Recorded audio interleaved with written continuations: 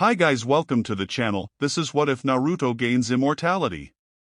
Make sure to check our Discord server. It includes certain perks such as seeing a new part before it goes public, and you are able to recommend videos, ideas, and talk about Naruto content. It is a small community and I will be able to respond in a couple of hours. You can recommend a plethora of fanfictions that you want. Discord linked in the description and comments. Let's begin with the story. Chapter 1. Naruto, Sasuke, Shinobi.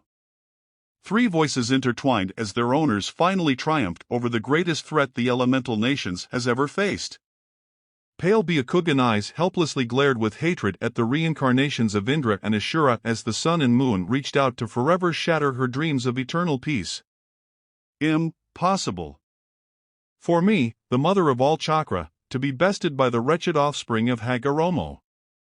Alabaster fists, capable of ending all of existence, tightly clenched as Kaguya Otsutsuki bitterly railed against her oncoming defeat. Suddenly, just as she felt Naruto and Sasuke grip her shoulders, her all-seeing eyes spotted her only path of freedom, the seal on the belly of the glowing blonde who, out of the two, managed to humiliate and infuriate her the most. If my fate is to once again be sealed, Rikudo, Shibaka Tensei, then you shall suffer with me. The instant Naruto and Sasuke finished the strongest sealing jutsu, a giant black sphere of frightening gravitational power emerged, forcing even Kaguya up into the sky. As she drew closer to the orb, wisps of dark blue streams swiftly turned into raging rivers as Kaguya's godlike chakra constantly streamed from her body into the seal, strengthening its already powerful pull to the point of distorting space itself. Below, the earth tore itself asunder as distant mountain ranges cracked and groaned before violently hurtling up towards the rabbit goddess, forming a giant prison not unlike the distant moon in space. Finally, it's done. Back down on the ruined earth, Team 7 all relaxed when they saw Kaguya about to be completely hidden from view. However, just as Naruto and Sasuke were about to send the second moon into space, the enormous ball of compressed earth and stone suddenly trembled, causing bits of rocks to tumble to the ground. Yet none of them noticed the tremor since the unbreakable prison was already shaking from all of the tons of earth to begin with. That didn't last long.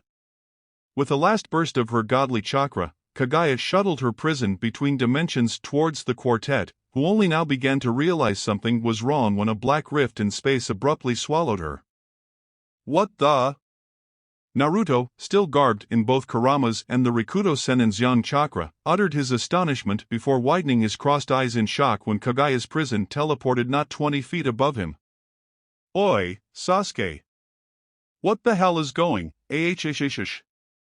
Startled by Naruto's scream, Sasuke whipped his head back, only to stare in horrified shock at the unbelievable scene playing out in front of his eyes. A moon was being pushed into his friend's stomach. Naruto, the same person who would go to ridiculous lengths to hide away his suffering, was screaming out in terrifying agony as bloody cracks ripped apart his skin, swiftly dyeing his clothes a hideous red, before closing up thanks to his powerful regeneration, only to open again. And again. And again. And again until the ground beneath was soaked in blood. Through it all, an ugly grimace etched itself on his whiskered visage as what was equivalent to more than double an entire world's worth of chakra, determined to do nothing else but make its new host experience a living hell, maliciously barged into the seal that currently contained only the yin half of Kurama. Kurama, what the fuck is going on in here? Tearing his attention away from the pain and into his mindscape, a kneeling Naruto bore witness to what equated to a second moon pushing its way into the Kyuubi's cage, the bars that once held back the fox beginning to crumble and shatter under its enormous weight and presence. Had he been anyone else, his body would have simply evaporated, leaving nothing behind except a giant construct of rock and goddess as his tombstone. As it were, the only thing preventing this from happening or his chakra pathways outright shattering was a giant nine-tailed fox with dark russet fur desperately pushing against Kaguya's prison, only allowing the foreign object to slowly enter as the seal attempted to readjust itself. Hold on, brat. Just hold on a little longer. Kaguya must have used the last burst of chakra under her control to teleport herself into your seal. I see. A crimson eye twitched. No, I don't.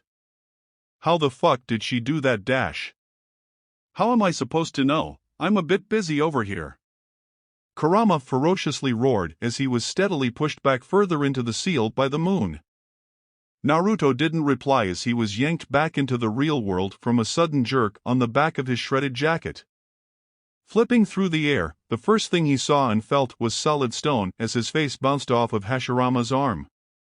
Arms trembling, his vision blurred and twisted by the body-ripping agony, he shakily pulled himself back on his feet, only for his gut to sink when he saw his brother from another life stand opposite of him. A Chidori chirping on his hand. Fragile russet brown leaves, cracked and dried, faintly rustled as the cool wind whispered through the boughs of the trees surrounding the Uchiha compound before falling to join the small, colorful tornado of leaves swirling above the ground, much to the delight of children running around the compound.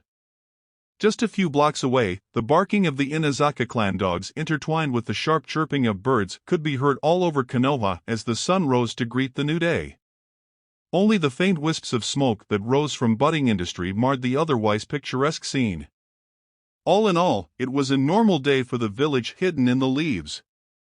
60 years had passed since the day when the earth trembled and the sky shattered, the fate of the world in the hands of two men as they battled a goddess.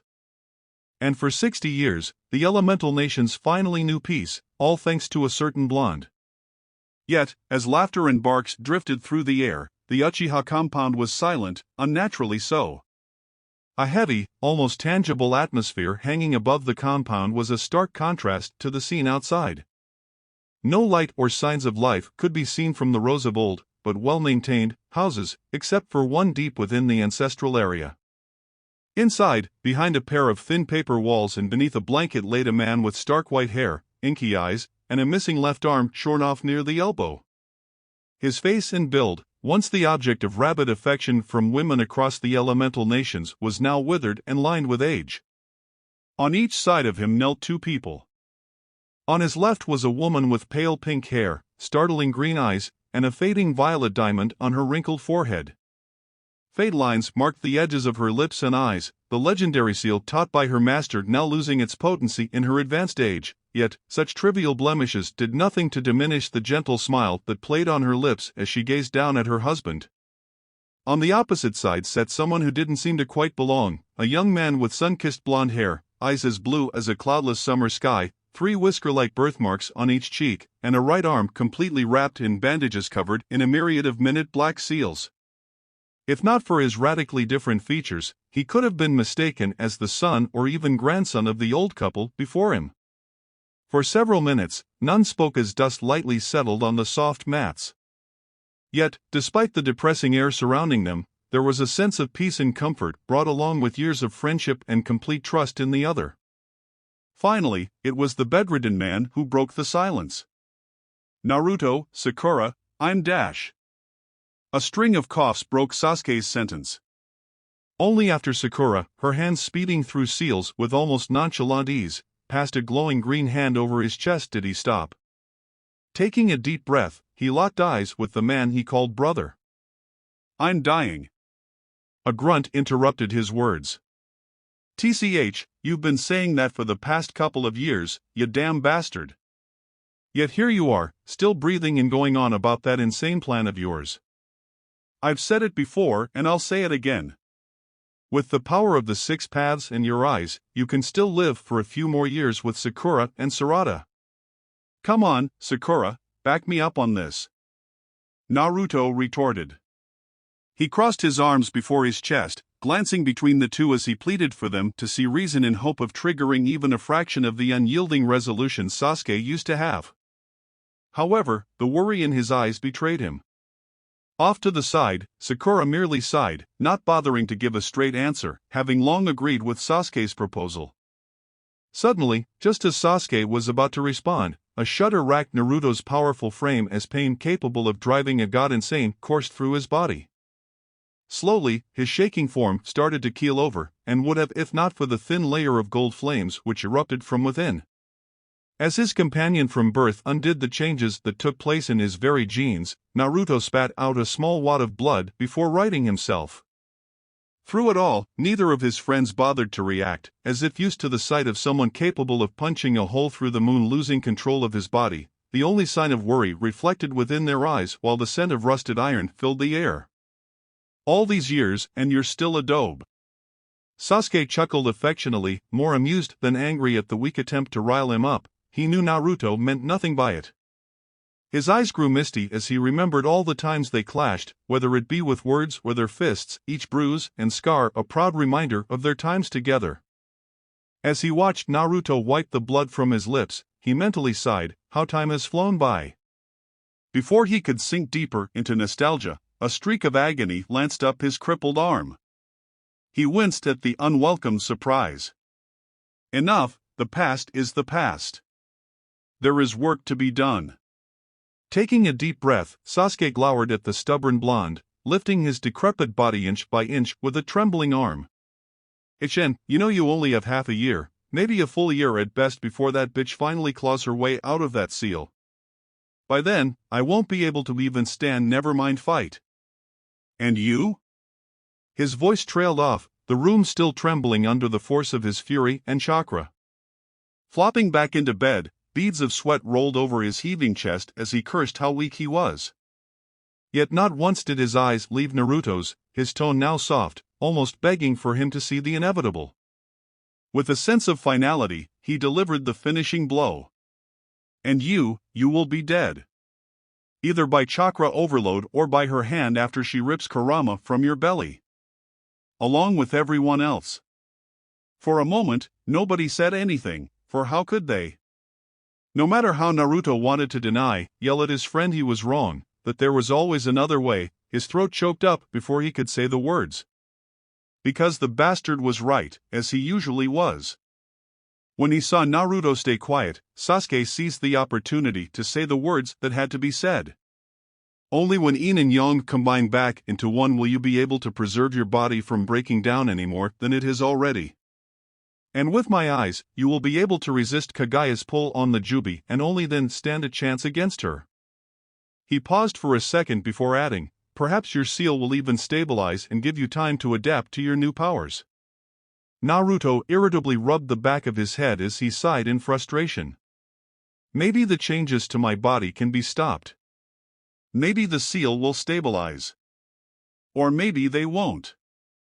There are too many maybes to know." His voice gradually grew with anger before he caught himself, reining in his frustration. Softer and more lamenting, he continued. "I won't lie and say I'm not at my limit. You don't know if your plan will work. Maybe I'll die the moment you transfer your yin chakra and your damn pink eyes.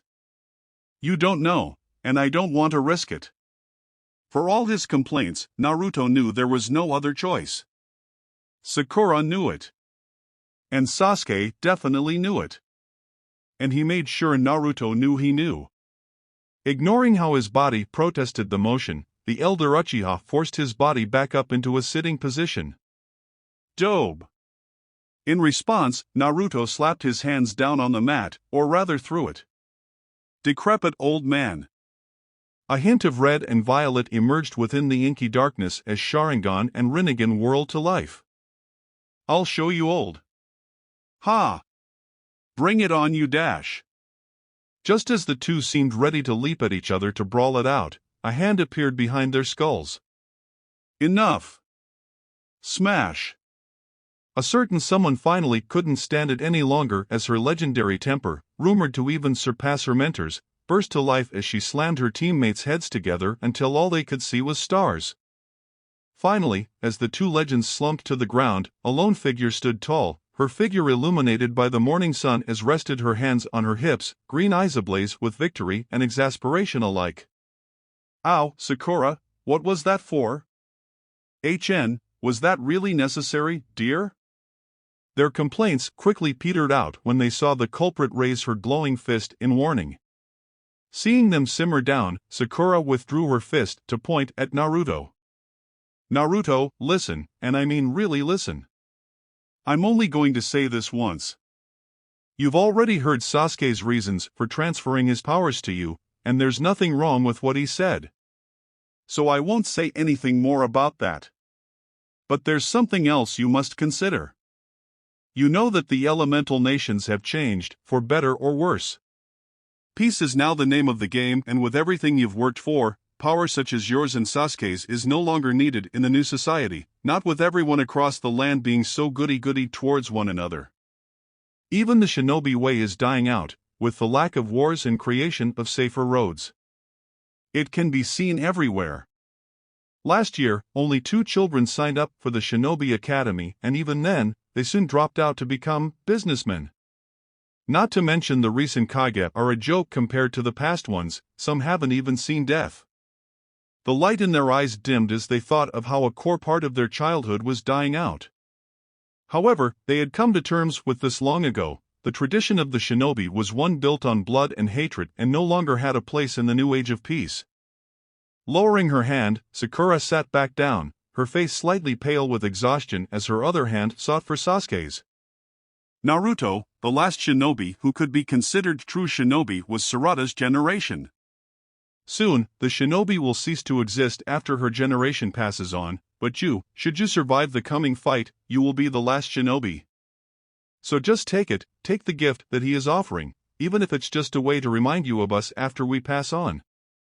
Sakura softly said as she held her husband's hand. A minute passed while Naruto tightly clenched his fists as his mouth opened and closed while trying to form words to somehow dissuade them. But to no avail. Shoulders slumped, his head drooped down in defeat. Do it then. Do it before I change my mind. Naruto softly whispered. With hardly a pause, a paper seal slapped down on the back of his neck. As he slumped towards the floor, the last thing he felt was a slight body holding him before gently laying him down next to the bed. Finally, it's done, Sasuke whispered. The corner of his lips quirked up as what seemed to be the weight of the world fell off his shoulders.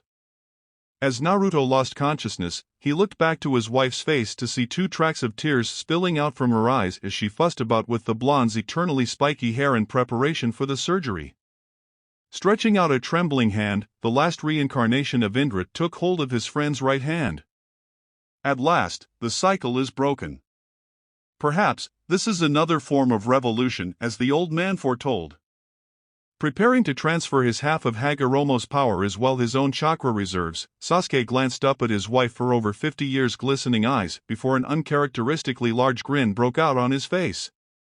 I love you, Sakura. See you on the other side. A small chuckle squeezed past Sakura's lips even as more tears dripped down her cheeks when she saw that smile. Leaning down, she tenderly kissed him and placed a seal on his chest. The last thing Uchiha Sasuke, savior of the world, last reincarnation of Indra, heard was, I know, Sasuke-kun. Have a good rest. Then he saw nothing. 1 hour later. As Naruto regained consciousness, he realized that all he could see was black before realizing the thick layer of gauze and bandages wrapped over his eyes. But he didn't motion to remove it. Instead, he reached out towards the last constant in his life. Kurama, you there? A puff of hot air rustled his hair as the giant fox made himself known. I'm here, brat. Turning around, Naruto stared into the giant crimson eye that towered above him. And Sakura and the bastard? Kurama hesitated before cautiously replying, Naruto, they're gone. I see. Drip, drip. Bloody tears slowly stained the bandage over his eyes red before splashing onto the floor. Gingerly standing up, Naruto fell again before steadying himself. Reaching up, he slowly began to remove the bandage around his head. When the last piece of gauze fluttered to the ground, he opened his eyes, revealing an inky black much like the bottom of a lake during the new moon. If he looked closely on his previously unmarked left palm was the small symbol of a moon, proof the operation worked. If he cared to pay attention, he would have noticed the constant bouts of agony that once consumed his mind and body were now nowhere to be felt, now replaced by a new sense of completeness as well as a new source of power lurking just underneath the surface of his skin. But he noticed none of this. All he could see was the blurry image of his friends nestled together, their eyes forever shut and their hands tightly intertwined. Stumbling forward, he fell onto his knees, and as he drew closer, he saw the small, but genuine smiles mirrored on their lips. "Goodbye, Sasuke, Sakura," Naruto whispered. Leaning in, he kissed their foreheads before staggering away, his form blurring into nothingness as he raced away from Konoha, unaware and uncaring of the swathe of trees that exploded when they stood in his way. That night, a sorrowful bellow rumbled through the land as Naruto lamented the loss of two of its legends, and more importantly his dearest friends. 3 decades of time found Naruto silently standing on the easternmost shore of the elemental nations, watching the endless sea break against protruding rocks while enjoying the cooling sea breeze that sprang up now and again. After a particularly rough gust, the loose sleeves of his orange shirt and white trench coat with the kanji for 7th Hokage sewn on it in red fluttered up, revealing a nearly invisible storage seal etched into the back of his left arm. Patting down his rebellious sleeves, he returned to quietly gazing into the endless blue sea with his now lighter black eyes, recalling everything that happened since the end of the 4th Shinobi War. From the defeat, sealing, and absorption of Kaguya, his marriage with Hinata, becoming the 7th Hokage of Konoha, and all the good times in between. However, despite all the years he had to grieve, he refused to dwell on their deaths, rather choosing to remember them when they were alive. A rumble through his mind broke his reverie. "Naruto, you sure about this? If you do this and ever come back, no one will remember or even recognize you?" Kurama asked. "I'm fine, Kurama. I have packed more than enough ramen and weapons dash." "You know that's not what I meant, brat. I'm asking whether..." A tired sigh held back the rest of Kurama's words. "That's enough, Kurama. You know why I must do this. Besides, I thought you out of the two of us would want to leave this place the most, since you've already been everywhere and don't want to potentially become a tool for others. TCH, fat chance of that happening if Kaguya manages to kill us. Whatever, I was just making sure you had no regrets since it would be annoying to hear you complaining about home. HN, love you too, furball." Naruto thought back. "Humph, I guess anything is fine as long you don't get us killed. Anyways, she's starting to wake up," Kurama said in a worried tone. "Think she'll be a problem?" Naruto shot back with narrowed eyes. "If you mean whether she will wake up in the middle of the sea, that is a very real possibility." The fox rested his cheek on a fist. "So what will you do? Stay here and possibly lose control, or lose control in the middle of the sea with no land in sight? My decision remains the same. Better than possibly sinking the entire continent by accident before managing to drag her ass into space or some other dimension. Besides, it's not as if it's decided that I will lose control." Naruto unintentionally tightened the seal-covered bandage around his right arm. "Well said, Naruto, as expected of the one holding both of my son's chakra." If Naruto was surprised, other than a slight tense of his shoulders, he didn't show it. Turning around, he came face to face with the Rikudo no Sannin, Hagoromo Otsutsuki, and sighed, "Hagoromo, you should know better than to talk behind my back." "My apologies." Hagoromo dipped his head, acknowledging his slight error. "I see you are going with your plan on leaving the elemental nations?" Naruto nodded, unsurprised the sage knew of his plan. Little escaped Hagoromo's notice when it came to his son's incarnations, especially one as drastic as this. "If so, I have some knowledge to share with you, along with 2 gifts. First, you must know after my brother and I first sealed our mother, I created a space-time barrier with an element of illusion around the elemental nations that stretched into the sea. It is because of this barrier that there has been no visitors from outside the elemental nations or mention of other continents beyond this one." "So this means..." Naruto said. "Yes, once you cross the barrier, it will be difficult for you to return to the mainland. Not even the Hiraishin no Jutsu or the Kamui can guarantee your return due to the nature of the barrier. Only when you have complete control of space and time will you be able to surely return. Should you try it without the knowledge, you might just get tossed into the void and forever drift between dimensions before landing in a random world. I never intended for the way of the shinobi to spread beyond this continent to the rest of the world. However, I should inform you, before I set up the barrier, there was a group of explorers who left soon after my creation of Ninshu around 1,000 years ago. With that out of the way, Hagoromo moved closer as he raised a finger. Now for my gifts. My first gift is a complete list of ninjutsu and fuinjutsu that the elemental nations has ever created. No doubt this will prove useful to you. As for my second gift, I will strengthen the seal on my mother with the last of my chakra. With this, she will remain sealed for at most another 3 or 5 years. Hagoromo said as he poked Naruto's head, instantly transferring huge amounts of knowledge as well as strengthening part of the seal that kept Kaguya dormant. Shaking his head to get rid of the stars that had flashed in his eyes, Naruto took a deep breath before raising his fist, a layer of yellow flames flickering over it. Thanks for everything, old man. Blinking in surprise, the sage stared at the proffered fist before smiling and knocking against it with his own. In an instant, a stream of emotions flowed between the three: concern, fear, confidence, sadness, excitement, and others unknown to words. As Hagoromo retracted his hand, he made one request, much to the fox's protest. Take care of Kurama, will you? He always was the stubbornest of his siblings, and yet the most sensitive out of all of them. Of course, after all, he's my lifelong friend and partner. Ignoring how the fox in his belly roared out in denial of needing anyone to look after him, Naruto flicked his thumb up. However, the hidden melancholy lurking beneath his dark orbs did not escape the god of shinobi. I can only hope you will one day heal and that you find somebody that can bring you happiness, son. Hagoromo inwardly sighed, guilt-eating at him when he remembered the day the presence of Kaguya forced Naruto onto the immortal path. I believe you. Now it is time for you to go. Remember to train with all of your powers, and good luck. Tapping his staff against the ground, Hagoromo slowly faded from the elemental nations, never to be seen again. Goodbye, Hagoromo/father.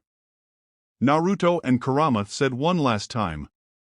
Just as he disappeared, his voice rang out one last time, just barely audible to the two. Oh, and Naruto, happy 100th birthday. Naruto sadly stared at where the first god of shinobi disappeared with a few tears in his eyes before wiping them away. So even you have faded away. Chapter 2.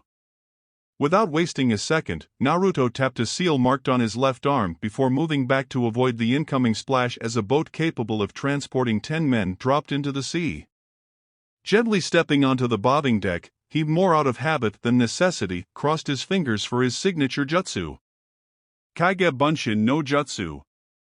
With nary a sound, a clone completely identical to the original appeared behind him. Nodding the clone towards the wheel, Naruto made his way towards the front of the vessel without giving his double a second glance. Upon reaching the prow, he gazed into the horizon before sitting down, legs crossed and hands over knees. Seeing its boss settle down, the clone pushed a few buttons before pressing its palm against a seal-covered panel to send a small burst of chakra. A quiet hum thrummed through the deck as the engine beneath came to life. Spinning the wheel, the clone swiftly guided the boat out from the shore and into open water, carefully making sure not to accidentally bump into any protruding reefs or sandbars. Within seconds after clearing the shallows, the ship was cutting through the waves at an unbelievable pace. Through it all, the main body continued to meditate, barely noticing the passage of time.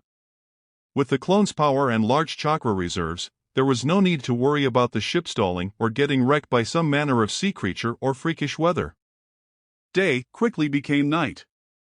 When night once again yielded to day in the endless cycle, Kurama suddenly stirred from his nap.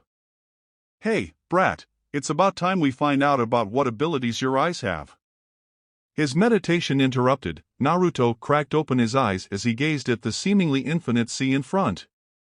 Is it time then? Correct. And as an added bonus, the Uchiha brat's eyes have finally fully bonded with your DNA. Look down at the water, you'll see what I mean. For a second, Naruto sat still, puzzled by the fox's words as he tried to decipher them. However, he eventually shrugged, choosing to do as his longest-standing companion said. As he leaned overboard to stare at his turbid reflection, his eyes abruptly widened in shocked disbelief. Raising his trembling fingers to his eyes, a carefree smile broke across his face for the first time in over 30 years as gleaming cerulean orbs, his eyes, stared back, their wonder obvious. Several minutes passed by while Naruto just stared at his reflection, an intense happiness warming his being as a wayward piece reunited with himself. Oi, Naruto. If you're done admiring yourself like a woman, hurry up and try using Kamui. Who knows, maybe that's one of your abilities. Getting impatient by his host's actions, Kurama finally couldn't take it anymore and roared out from a sunny meadow in Naruto's mindscape. Almost as eager as his furry friend, Naruto didn't bother responding to his jibe as he sent a burst chakra into his eyes before muttering, Kamui. Not sure what to expect, he almost yelped in surprise as he instantly disappeared from reality in a swirl of inky darkness before almost face-planting into a swathe of grass. Wait, grass? Not for the first time that day, he felt his eyes widen before springing to his feet, only for his jaw to fall to the ground. A vast grassland stretched out as far as his enhanced sight could see. In the far distance, great mountains whose snowy peaks pierced through the sky lined the horizon like the points on a crown. However, a frown soon marred his face as something, other than the amazing and impossible view, began to bother him. Tilting his head up, Naruto realized that currently in his Kamui space, it was almost noon with the sun nearly hanging directly above him. But why is it so dark? A vast shade enveloped the area in front of him for miles around. And even that was odd. Why does the shape of it look familiar? Those weird ear-like things and 10 tails, oh. As his pupils dilated, a hot wind from behind almost knocked him back to the ground. Whirling around, Naruto felt his jaw that he just picked up from the ground again fall prey to gravity. Kurama. What the, no, why the hell are you here? And why are you so damn huge? A rumbling chuckle shook the air as a giant figure who towered above the clouds leaned down, his crimson-slitted eyes, taller than even Naruto who stood above 6 feet himself, shone in amusement at the waving finger.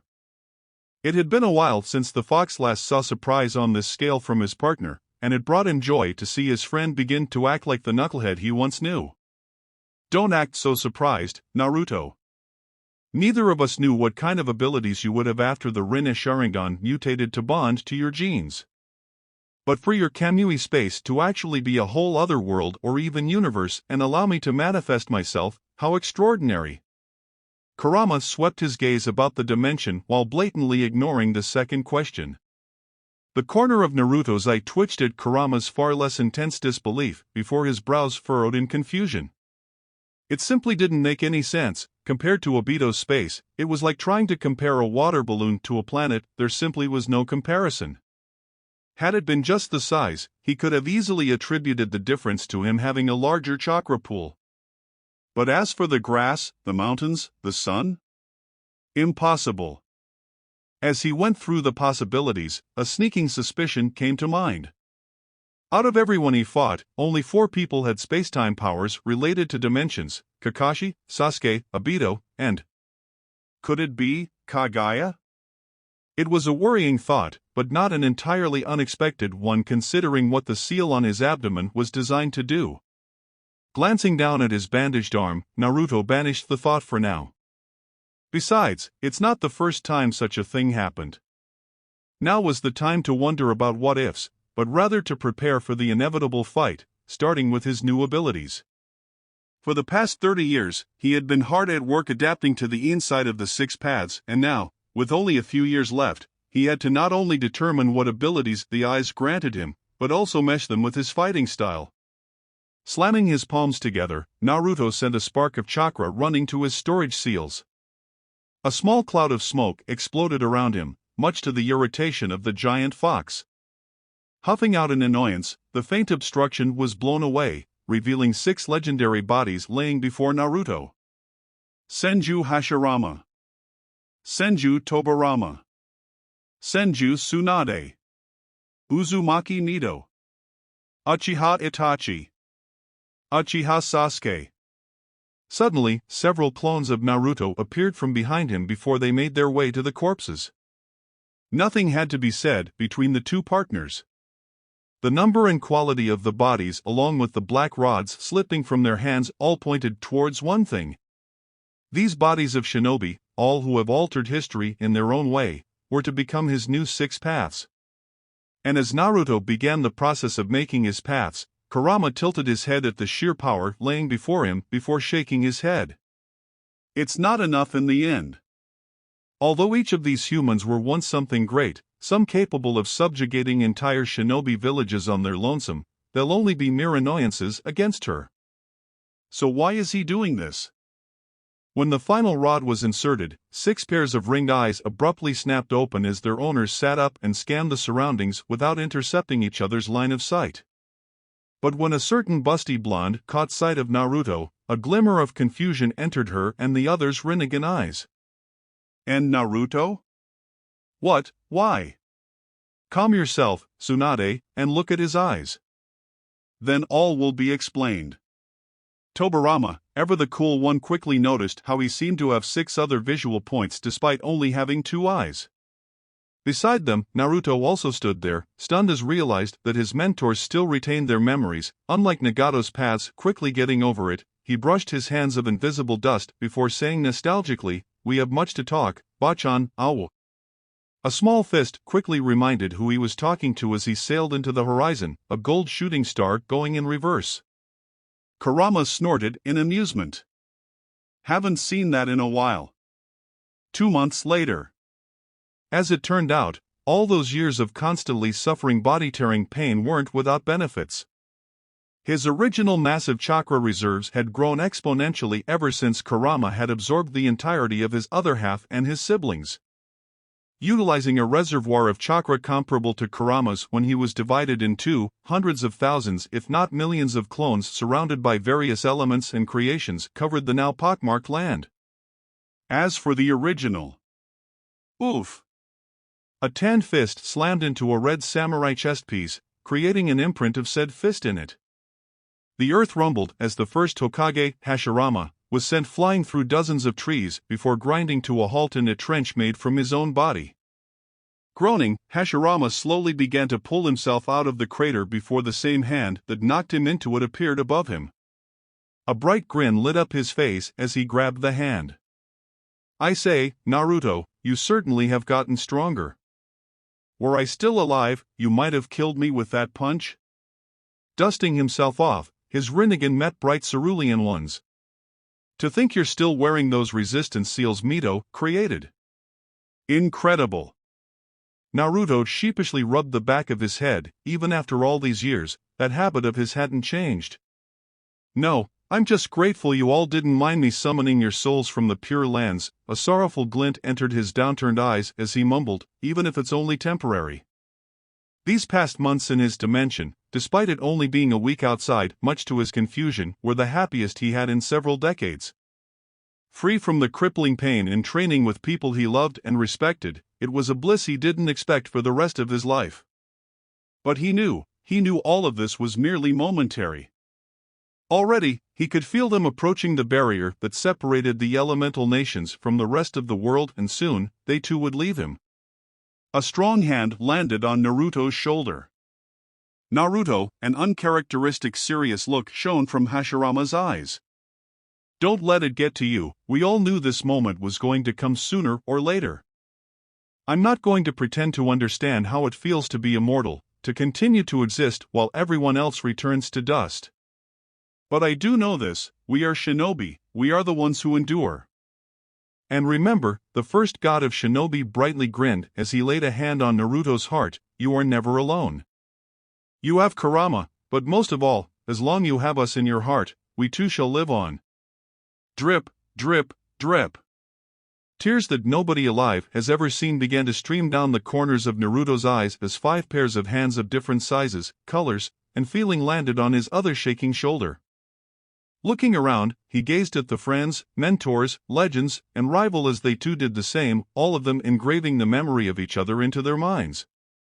They knew today would be the last day they would see each other. "Tch, Dobe, why are you crying? The rival I had would never give up so easily as long there was a way. Who knows, maybe one day the barrier around our home will fall and we'll meet again." So go show the world what the last and greatest shinobi can do. Sasuke lightly quirked the corner of his lips upwards into a familiar smirk before leveling a fist towards Naruto. All around, the others also grinned, but didn't say anything. With their words, Hashirama and Sasuke already expressed everything in their hearts. Goodbye, Naruto. Brushing the tears from his eyes, Naruto also toothily smiled, his eyes crinkled up, as he too lifted his fist to smack against his rival's, no, his brother from another life, fist. Neither moved until the life flickered away from the Uchiha's eyes, his hand limply falling to his side. Steadily, the other hands on his shoulders also fell, their eyes now but cold mirrors as they stared at their master. Letting his own hand fall, Naruto whispered, "Goodbye, brother." Far away, Kurama closed his crimson eyes, turning away as his only friend fell to his knees and surrounded by cold puppets, howling towards the sky like a wounded wolf as the world took his loved ones for a second time. Perhaps he could break through the barrier and retrieve their souls, but he could never deny them the company of their family. Then again, maybe one day he'll do so. But that's a story for another time. 2 months later. Powerful shockwaves capable of decimating countries thundered through the Kamui dimension as Naruto and his clones engaged in fierce combat, their fists and feet seeking to beat the other into submission.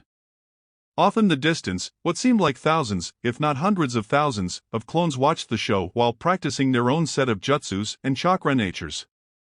It was only when a tail as large as any mountain slammed down, causing a devastating earthquake, that made the blondes stop.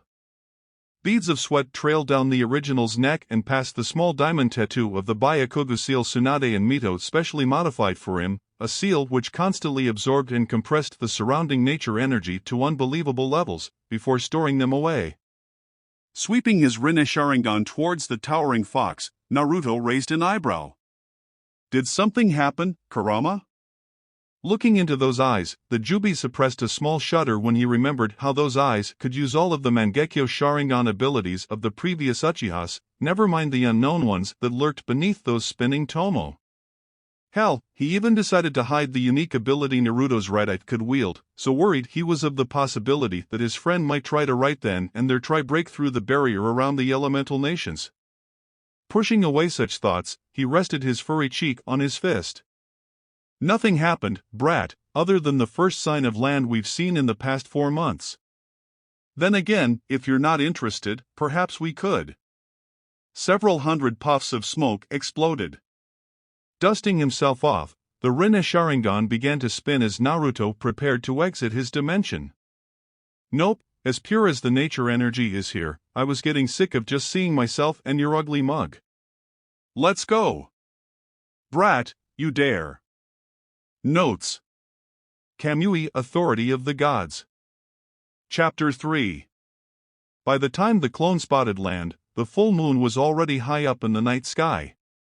With a slight turn of the wheel, Naruto's clone immediately made a straight beeline for the sandy shore, completely unconcerned with the way the hull groaned in protest as it slammed through protruding rocks and reefs. Besides the fact the ship had taken worse hits from some of the more hostile denizens of the sea, the duplicate's chakra reserves were almost depleted from constantly maintaining a steady energy output, calming several hurricanes, and taking care of said denizens that looked suspiciously like sea snakes. It hated snakes. Not bothering to decrease the speed despite the swiftly approaching shoreline, the clone cut through the waves before promptly grounding the ship. Its task complete, the clone disappeared in a puff of smoke. The instant it did, a perfect copy of itself, except for a few extra ruffles and rips here and there on his clothes, appeared on the prow, his pupils dilated as he peered through the darkness at the surrounding beach and forest. Just water, sand, trees, and a couple of squirrels. Jumping off the ship and onto actual dry land for the first time in several months, Naruto stored away the vessel before immediately casting a sensory net over the next 100 miles, not sure what to expect from the new continent. What he sensed was less than he expected. Deep in a cave within his mindscape, Kurama yawned in boredom when he processed what his host felt. Well, that's disappointing. To think the strongest human within 100 miles doesn't even have genin-level chakra. If the rest of the continent is this pathetic, I might as well just nap for the next few years until we either move on or when Kaguya breaks out. Snorting in disdain, the giant fox dropped his head between his paws. Naruto couldn't help but roll his eyes at his partner's contempt for the landspeople. Not everything has to be about fighting, Kurama. Who knows, maybe we'll find something interesting enough to not bore you into a coma. Chiding the fox, he leaped onto a tree near the shore before beginning to tree-hop his way through the forest. TCH, you better be right about that kid. And don't be such a hypocrite, you enjoy a good fight as much as I do. Kurama grumbled at his host's hypocrisy. Naruto laughed at that. The fox was right after all, he loved a good fight like the next shinobi. You know, if you're really that bored, we could always have a smackdown back in my Kamui space, he replied while making his way through the forest. Oh? Do you really enjoy getting flattened under my tails that much, brat? Because if you do, that can be arranged. Almost slipping off a branch, Naruto quickly regained his footing before beginning to ascend what seemed to be the first of two mountains. You do that, and I'll tie your tails into a knot like last time. Kurama growled at the mere memory of his last humiliating loss to the blonde. Naruto, if you so much as mention tying my tails into a knot again, I will Baijidama your ass to oblivion. Not before I Rasengan. Smirking, the fox continued to playfully banter with his host, with each remark getting more and more ridiculous. Through it all, despite seemingly furious over Naruto's words, inwardly, Kurama was more than relieved to finally see his partner break away from his emo ways. Ever since they left the elemental nations, the blonde had improved at a steady pace over the past few months, and not just in strength, but mentally as well. Yawning in true satisfaction for the first time in many years, he silently muttered, it truly was the correct decision to leave. On the other side, after an hour of tree-hopping over several mountains, Naruto eventually landed on the shore of a vast lake of incomparable purity. Across the clear waters, he saw the tall walls of a city he could already tell was larger than any he had ever seen. From what he could see from his low vantage point, the city in front of him could easily fit 2, if not 3 Konohas within its limits. On any other day, he might have exclaimed at its sheer size, or been tempted to enter and explore what the city had to offer. But not tonight. At this moment, his full attention was fixed on the ominous-looking mountain of bare rock several miles away from the city. Blacker than night during a new moon, the four-pronged landform, which towered a mile high, oozed a miasma of hatred, agony, and fear. For Naruto, it felt like somebody just chidoried him in the face. What is this? How can something have such a disgusting aura that I can feel it all the way from here? Naruto steadied himself on the branch as he called out, Kurama, you feel that? I did, and even if it doesn't compare to me, there must be something seriously wrong with that city for it to radiate so much negativity. The giant fox growled in the mindscape, having felt it through his host's senses. Well, Kurama, shall we check what's over there? We might be able to finally get information of what kind of place we're in. Might as well. Perhaps this won't be so boring after all. With that, Naruto jumped on top of the lake before heading towards the mountain. Along the way, he spotted a group of people, well over half of them with their heads covered and hands restrained, going to the mountain. Well, that's not suspicious at all. Naruto deadpanned. Adjusting his course, he kept a safe distance from the slow-moving group while flipping through several hand seals. Totan Jutsu. Within an instant, his body faded away as whatever light there was bent itself around his form, concealing him and his shadow from anyone looking his way. Leaping off the lake with nary a ripple, he silently made his way past the others and hid behind a large rock jutting out of the mountain, where he had a clear view of everything. The closer he grew to the giant landform, the more disgusted he grew.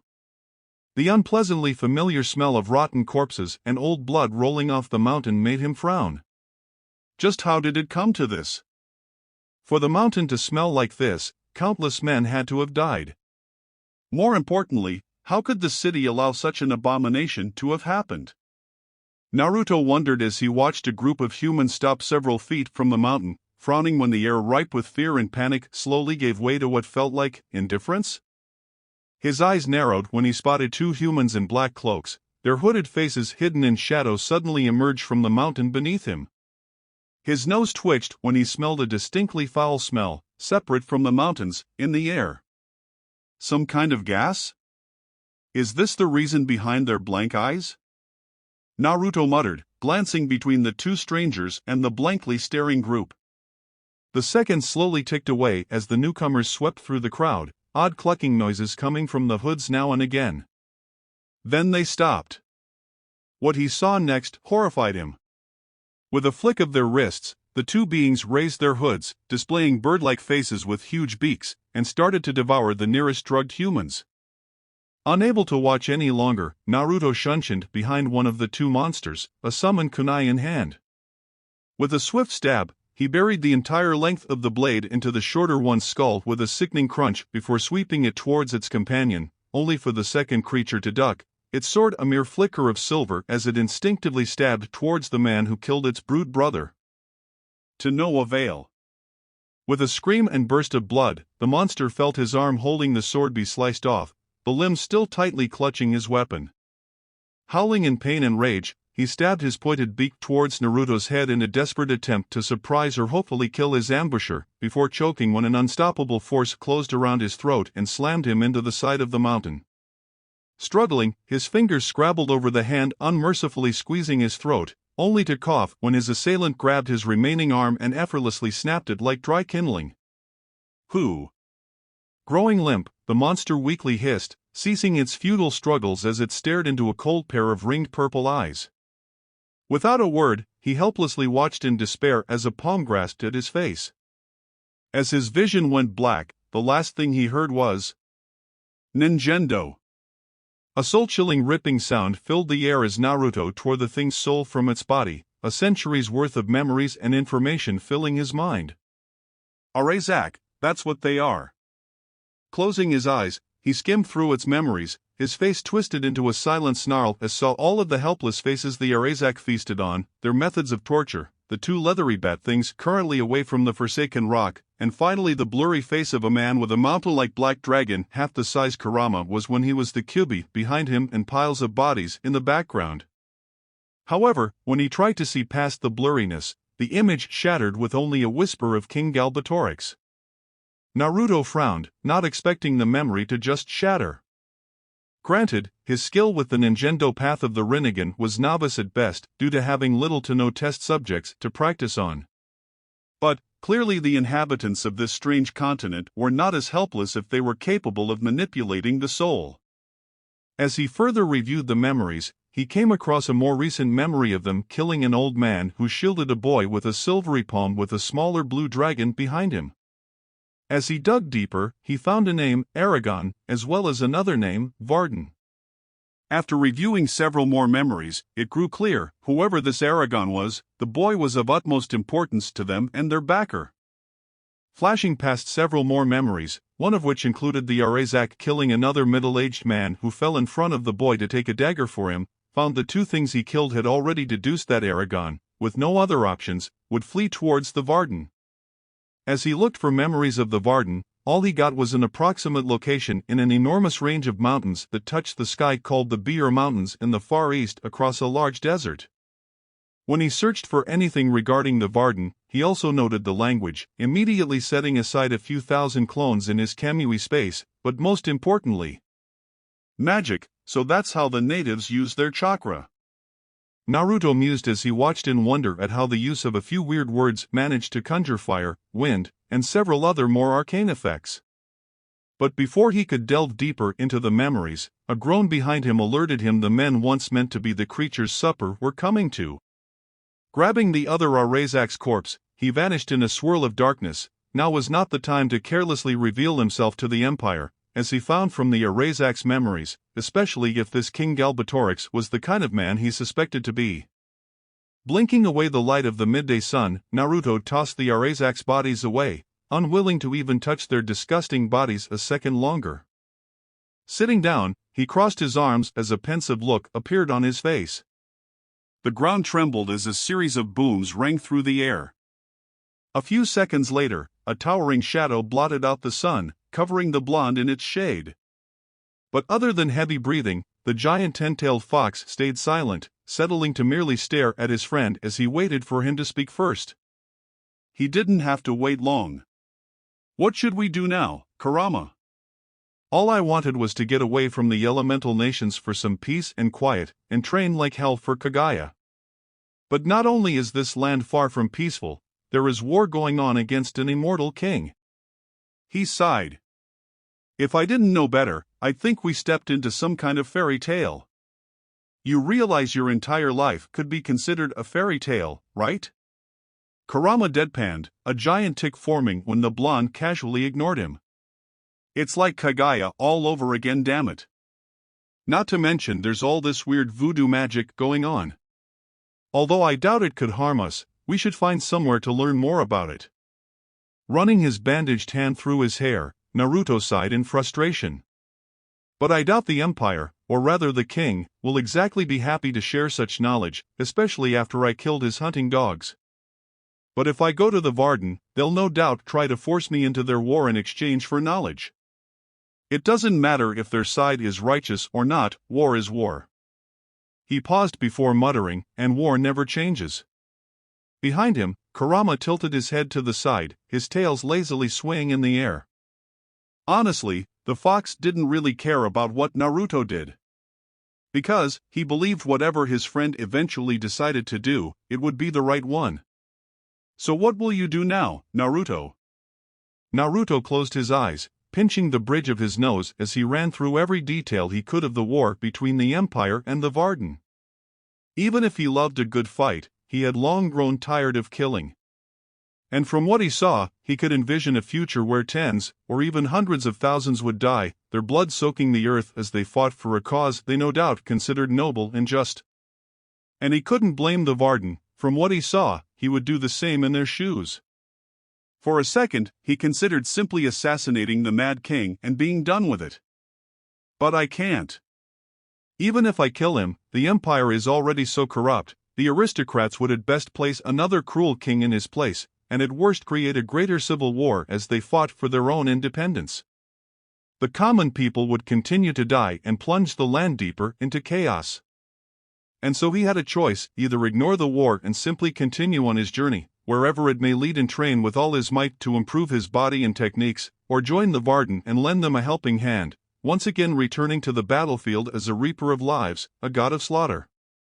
History hung in the balance on his decision, lives he didn't know of unknowingly depending on his answer. Could he really ignore a war where millions of lives hung in the balance? Taking a deep breath, Naruto lightly breathed out, a bitter smile on his lips. "I never had a choice, did I? So be it." Standing up, he glanced behind him at the giant fox who stared at him, still waiting for his decision before asking in a firm tone, "Kurama, are you ready to go to war?" A wide, toothy grin split the fox's face as his crimson pupils crazily flashed with a bloodthirsty light. Kurama roared out in laughter, his elation shaking the dimension. "I thought you would never ask, brat. Let's do this." Ever since Naruto became Hokage, nobody dared to even consider attacking Konoha, making the fox so bored he slept for years at a time. But now, he licked his lips at the mere thought of the coming bloodshed. "All right then." Naruto focused on a certain image within the Arazaki's memories he knew to be the approximate location of his goal. Kamui. And in a blink, he was gone. Notes: Toten Jutsu Transparent Escape Technique. Shunshin no Jutsu Body Flicker Technique. Chapter 4. As Naruto appeared in a swirl at the entrance of the Beer Mountains, he immediately saw a trail of large footprints and broken branches heading deep into the mountains. Well, it would seem that this Aragon has the same gift of getting into major trouble as I did when I was younger. What are you talking about, brat? You still do, or did you forget about the Arezak already? Kurama didn't let his friend forget what happened just minutes ago. That doesn't count, furball. Anyways, let's find this guy. Naruto huffed as he jumped into the trees to follow the trail. As he made his way through the mountains, he noted a particular spot where several large rocks buried more than a few of what he identified as urgles and kull from the Arazak's memories. Wonder if it was the dragon that did it, or the boy. No matter the answer, Naruto's interest only continued to grow as he picked up the pace, turning into nothing more than a yellow and orange blur. A few minutes later, his ears twitched when the roar of a waterfall rumbled through the air. Jumping onto the top of an ancient pine, Naruto spotted a host of about 300 or more urgles and their larger cousins. Just half a mile in front of the small army, he also noticed a much smaller group fleeing from them along a narrow path. From his higher vantage point, he picked out who was in the group, noting the addition of a stunningly beautiful but obviously ill woman he identified as an elf on a horse and a dark-haired man. Glancing to the side, he took a sharp intake of breath at the sight of a dragon covered with iridescent blue scales underwater. Then he sent a pulse of chakra into his eyes. How fascinating! With the Rinne Sharingan, Naruto gazed at the connection between Aragon and the dragon. It was similar to those between his paths and him, yet so much brighter and more alive. Then he frowned. A fierce roar bellowed through the valley when the dragon sprang from the water to snap at an urgle wielding a spear before tearing away the offending weapon. However, just as she was about to drag his owner into the depths, his companions thrusted their own spears at her, bloodying her nose. Back on land, Naruto watched as Aragon pounded on the cliff next to the falls while yelling Ai Varden Abr du Shurtugles Gata Vanta. Next to the boy, his ally hurled his sword into the chest of a kull sneaking up behind them before darting forward to retrieve his weapon. They're not going to last much longer. It was obvious to Naruto they were struggling, from the dark circles under both Aragon's and his companion's eyes to the numerous small tears and arrows lodged in the dragon's wings. But just as he was about to jump in to help, he stared as chakra rushed from Aragon's mind to his silvery palm.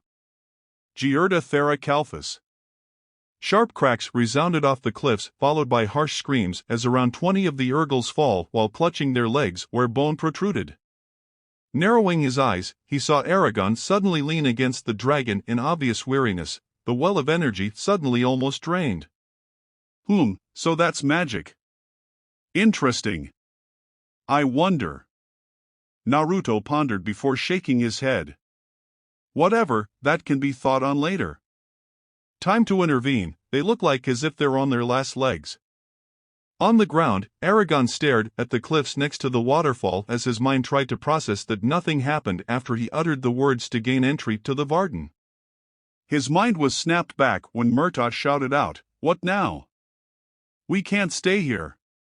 As Aragon was about to respond, a man with gravity-defying blonde hair and a white trench coat with some kind of language he didn't know suddenly appeared in front of them and the tide of urgles. For just a moment, the battlefield stilled as both sides tried to process where exactly this person came from. As soon as he was about to ask who the person was, the stranger turned around and said with a strange accent and now visible cerulean eyes, "Yo, you look like as if you need some help. Just stay back for a moment, kids, this will all be over soon." Swiftly getting over his surprise, Aragon was about to tell the man to run and get behind Saphira before he saw Naruto go through several hand signs and suddenly inhale. But what stunned him came afterwards as he heard the words, "Katun, Goku Mekyaku." Ah! Yelling out in shock and pain, Aragon, Murtaugh, and Saphira all covered their eyes and faces when a blinding ocean of pure white flames shot out of Naruto's mouth and engulfed the entire urgle and kull army with such intense heat and brightness.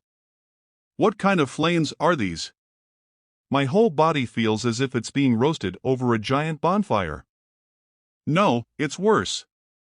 When the flames ended, the trio jaws dropped to the forest floor when they looked at the devastation that the fire caused. Not a single tree still stood as water rushed to refill the evaporated gap in the lake. Only ashes covered the floor, with nothing left of the vaporized urgles and kull. Growling at Naruto, Saphira instinctively shielded her rider and Murtaugh behind her bulk. "Aragon, be careful of this man. Even if we were at full power, I doubt that we could even scratch him. Look at him, those flames should have cost an enormous amount of energy, yet he's just standing there as if nothing happened." Behind her, Aragon nodded in understanding before stepping out from his dragon's shadow. "Thank you, stranger, for saving us. Another minute, and we might have all died." Aragon bowed his head in gratitude at Naruto. "But I must ask, who are you? Are you a magician or a dragon rider? Where did you come from and how did you do that?"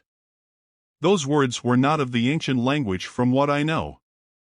From where I come from, it is only polite that the one asking the question should provide his identity first."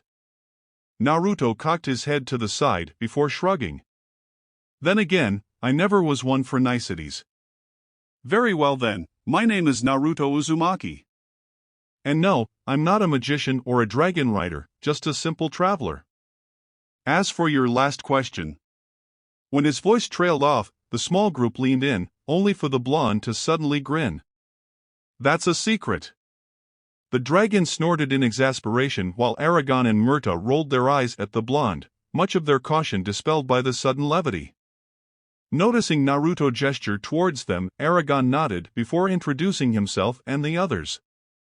"My name is Aragon and the man beside me is Murta." As for her, a fond light flashed through Aragon's eyes as he patted his dragon's snout. "Her name is Saphira." Naruto smiled at the display of affection before getting to the heart of the matter. "Anyways, introductions aside, I believe you guys were headed to the Varden?"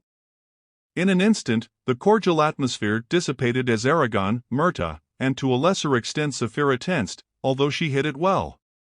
After several seconds, Aragon observed the man in front of him as he cautiously questioned, "What do you want with them? Do you want to join them?" With a slight tilt of his head, Naruto nodded. "Sure, let's go with that." After a few more seconds of staring, Aragon eventually relented and sighed. It's not as if either him or the group combined could really do anything against Naruto. "Yes, we're here to join the Varden, although for some reason we weren't granted entry even after following all of the directions Arya left us. Little one, I believe I know why it didn't work. We're on the wrong side of the lake. I've seen the elf's memories, and I just realized that this isn't the right place," Saphira informed through their link. Aragon just face-palmed. How did he make such a simple mistake? Naruto, Murta, Saphira found out that the entrance to the Varden is on the other side of the lake. Really? Naruto mused as he measured the not-so-insignificant distance to the other side of the lake.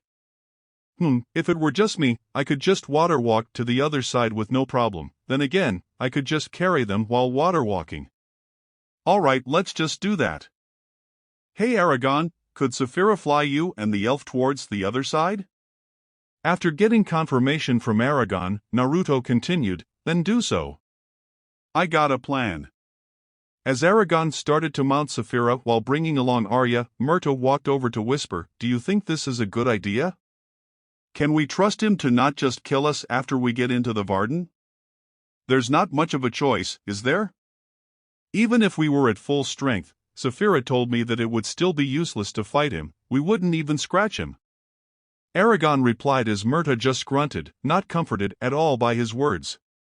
As Aragon, Arya, and Saphira landed on the other side, Naruto instructed Murta to get on one of the horses and keep both of them calm, a task Aragon had to help with. Once Murta was ready, Naruto suddenly picked both of the horses up and started to sprint across the water. Aragon just stared with his mouth dropping to the floor for the second time that day and thought, great, he can create flames that can annihilate a small army and not appear tired, has enough strength to lift 2 horses and a man, and now he can walk on water. Just what can't this guy do? What's next? Teleportation. Saphira just stared at Naruto while filing away the information for later. While not completely hostile to the stranger, it didn't hurt to start compiling information on him. After Naruto arrived at the other shore and placed down the shaken-looking Murta, he looked at Aragon, who nodded and walked up to the cliffside before shouting, "Ai Varden Abr du Shur Tugels Gata Vanta," while banging a rock he found. Moments later, there was a clanking behind the waterfall as 2 12-foot thick stone doors opened to reveal a broad tunnel nearly 30 feet tall and a small group of men and dwarves. The 6 men and 4 dwarves came through and observed wide-eyed the destruction of the forest behind the intruders as well as the smoking puddles of Urgal and Kull. Immediately their eyes settled on them, as a bald man who radiated arrogance and utmost disdain from what Naruto could feel looked at Aragon on his dragon and commanded, "You say you are a dragon rider? Then prepare to be scanned, you and your companions." Notes: Giurda Theracalphus, break their calves. Katan, Goka Makyaku, fire release, great fire annihilation. Ai Varden Abr du Shurtugals Gata Vanta, a warden of the writer's lax passage.